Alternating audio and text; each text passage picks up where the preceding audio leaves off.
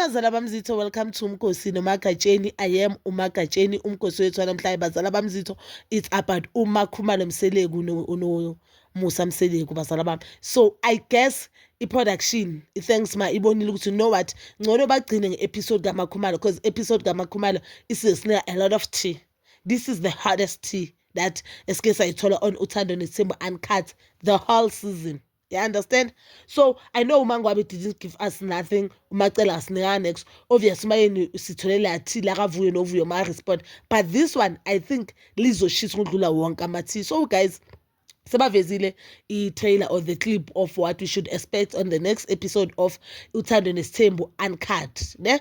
And on the next episode Umakhumalo utshengisa ubaba uMseleku indlu. You know one thing guys, ne? I'm a Mayeni fan. Yes, I'm a Mayeni and Makhumalo kancane fan. But let me tell you one thing ngoMakhumalo.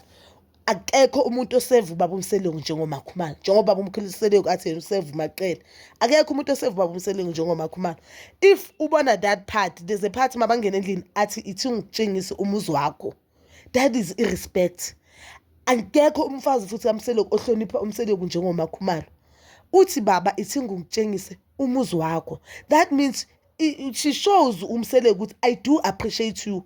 Noma whether as ashila on the previous season ukuthi why ungiphathisa kwerabish mina ngakaza ngiphathisa kwerabish noma wena ungangiphathisa kwerabish kanjani but mina ngizohlala ngikuhlonipha ngokuseka njengomyeni wami and ngiyohlala ngikutshengisa if you are wrong.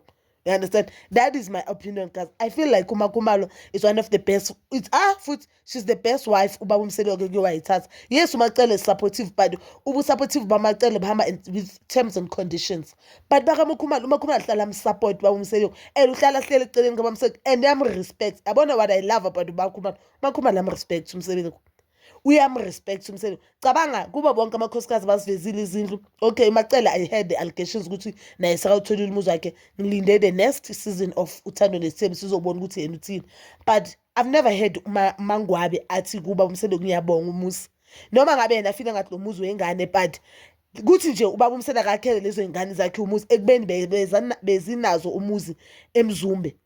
Uma umuntu nje ufunda ukubonga angimuzwa ngathi yabonga mina ngimuzwa lo akcomplaina athi umuzi wakhe uright uthi umuzi wakhe uright mina la muzi ngibona umuhle. Yes, ngibona wakaMakhumalo umkhulu kudlula wakaMangwabi and ngibona wakaMakhumalo umuhle udlula waMangwabi. But also remember ubaba sayazi nanje ukuthi uMakhumalo is also contributing a lot kuma finance wakaMseleku. So mhlambe uthe baba if wena une 3 million mina ngizo add 2 million wami for indlu thize. You understand? Because uMseleku indoda efase thembu sakhe usibamba fairly. So I think uMseleku mhlambe mangabe this house is more expensive than that one. Maybe uMseleku uthe mina each house or each wife ngizo spend a 3M. I'm just making an example. Then lo what no I'll add my 2M just so that kwami kube kuhle. Because even naseMzumbe if ukhumbula kahle iproject okwakho umuzi kaMakhumalo uMakhumalo was renovate umuzi wakhe ngoba abona ukuthi ukulinda uMseleku anyeke sibe nalento engiyifunayo. And as a wife ngikunika itip ke nkosikazi mamela, as a wife awukwazi ukulinda umyeni wakho ngayo yonke into.